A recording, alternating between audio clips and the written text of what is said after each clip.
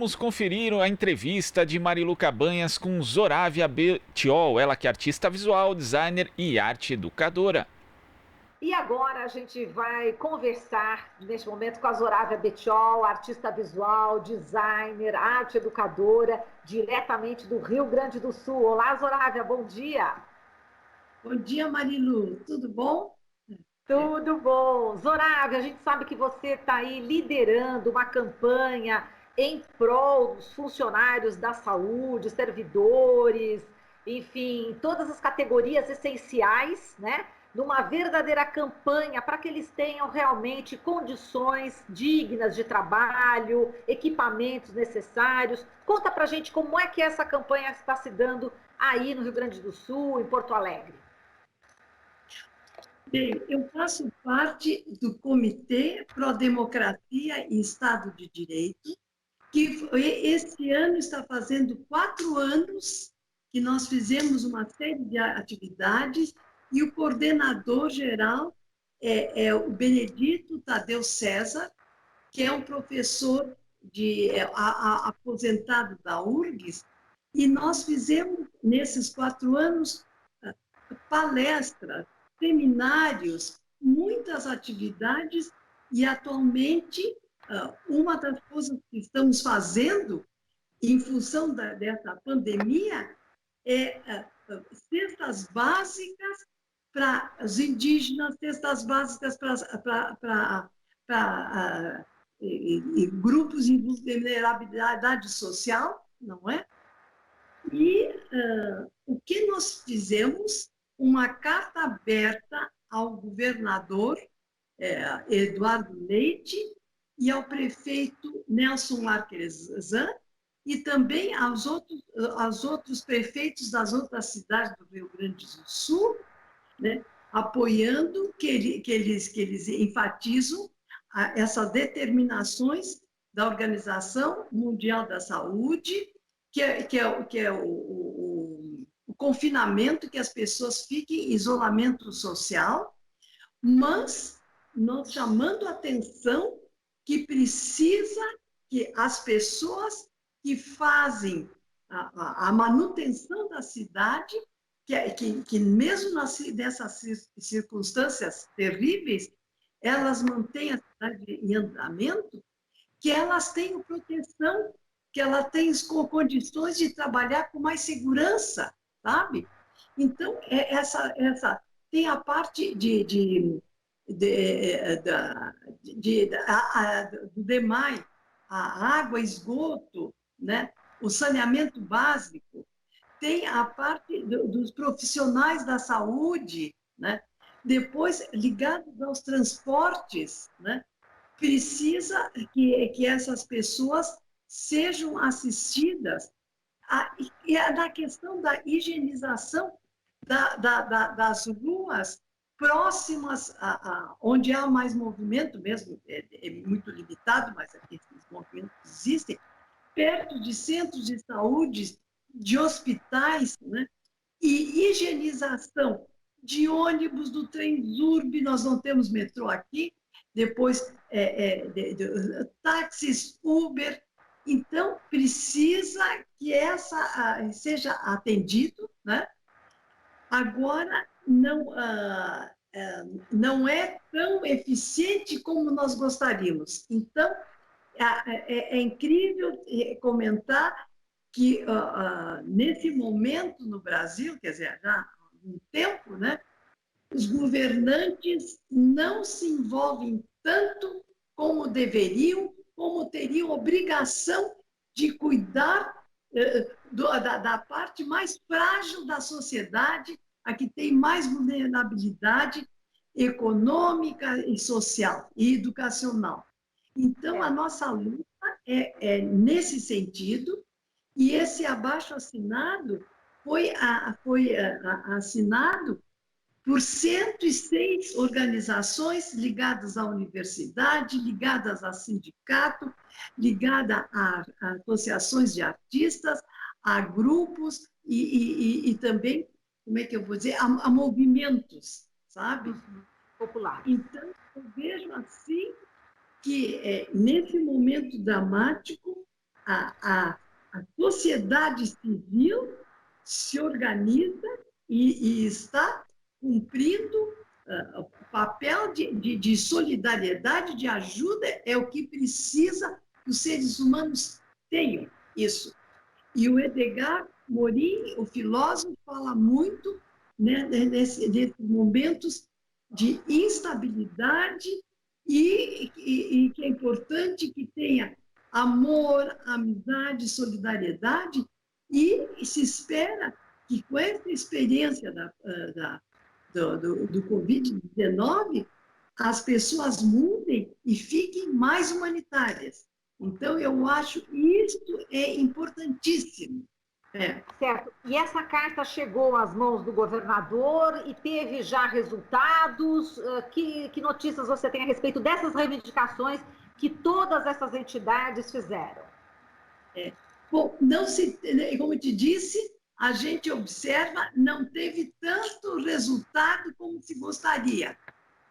É essa coisa que parece que os governantes ou os políticos lutam para voto e querem a representação e depois não propiciam o diálogo, não propiciam a escuta das necessidades e da maneira como ajudar, sabe? Né? Então, coisas que a sociedade civil brasileira, nesses últimos anos, a partir do Temer, agora com o Bolsonaro, que é um desastre absoluto, né?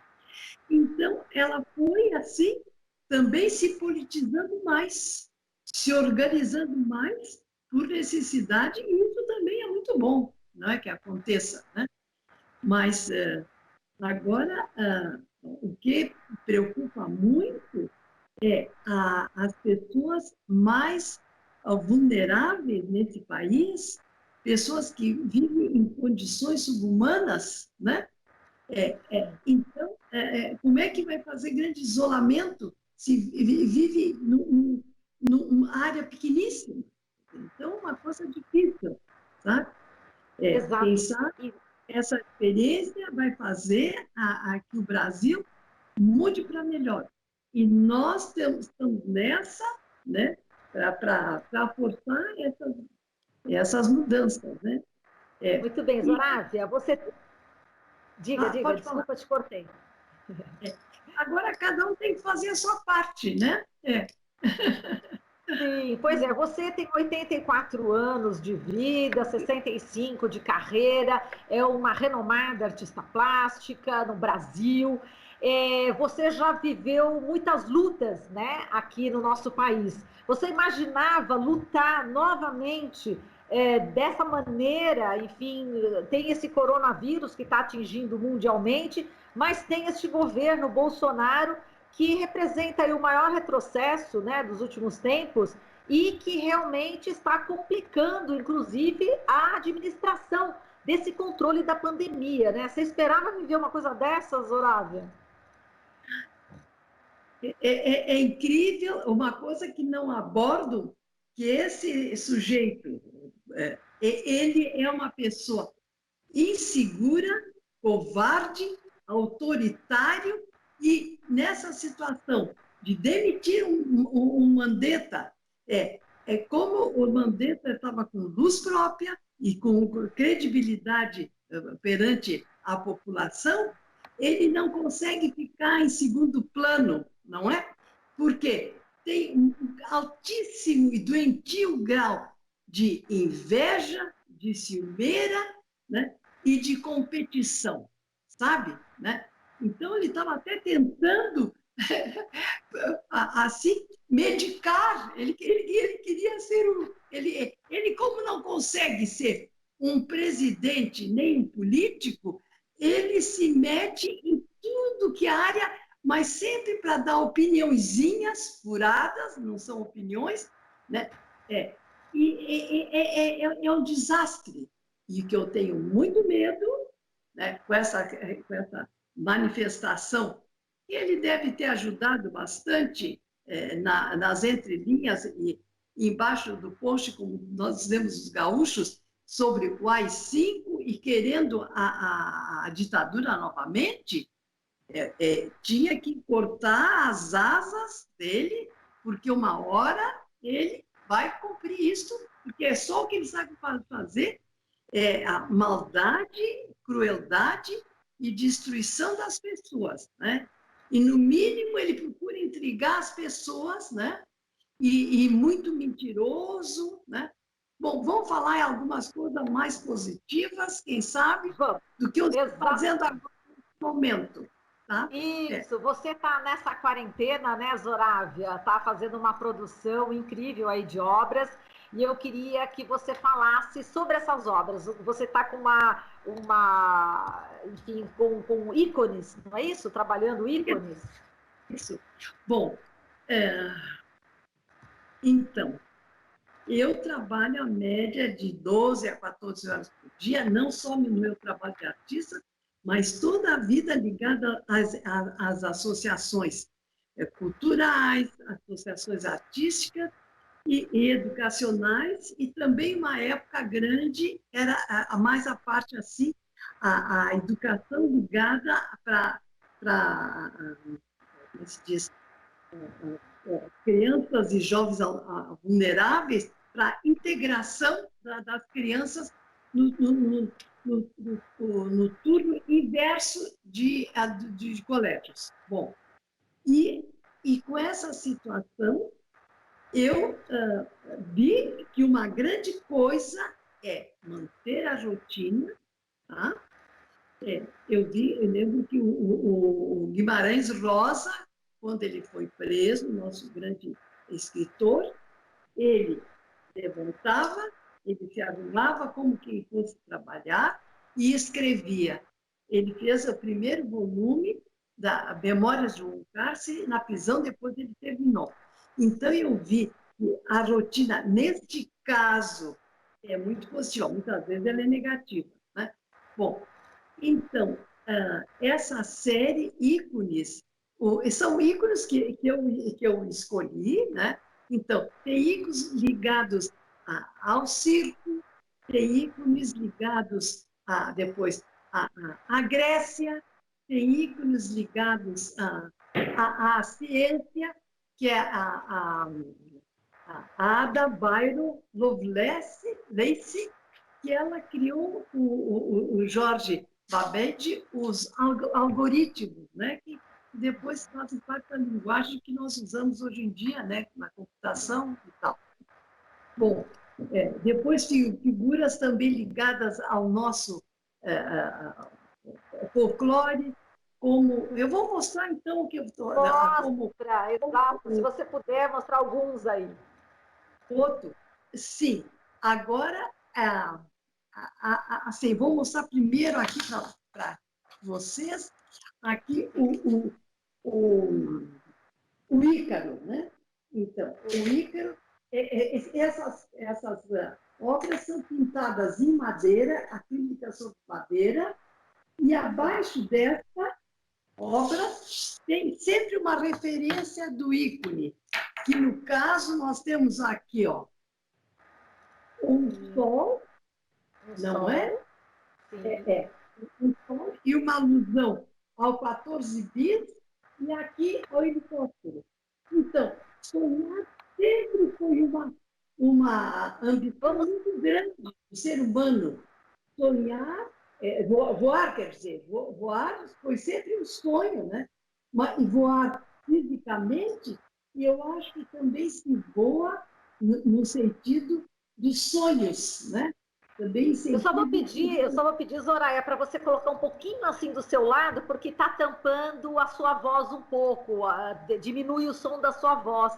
Então, se você puder pôr um pouquinho do seu... Isso aí, agora sim. Perfeito. Isso. Acima é o Ícaro e abaixo essa imagem. Bom, agora tem essa outra figura aqui. Sim. Você mostra primeiro, aí depois você explica. Mostra, aí depois você tem que tirar para poder explicar.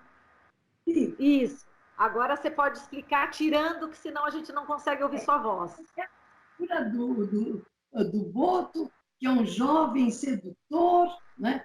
É ligado a lendas da Amazônia, não é? Então, abaixo, que eu não fiz ainda, tem uma imagem com Vitórias Régias, né? Com uma imensidão de água, né? A alusão aos rios da Amazônia, né? Com a Vitória Régia. Tudo bem. Bom, Certo. Vai mostrar mais uma, isso. Temos ainda um tempinho, isso. Só para mostrar essa e essa obra. Mágico. O mágico, é isso? Isso. Muito bem. Explica um pouco mais. É o mágico chinês, vê a trança que ele tem, né? Sim. E abaixo do mágico, então, tem a outra imagem que ele tira da cartola. Muito bem. Explica essa imagem, que nós estamos na televisão e no rádio. Explica essa imagem, Zorávia.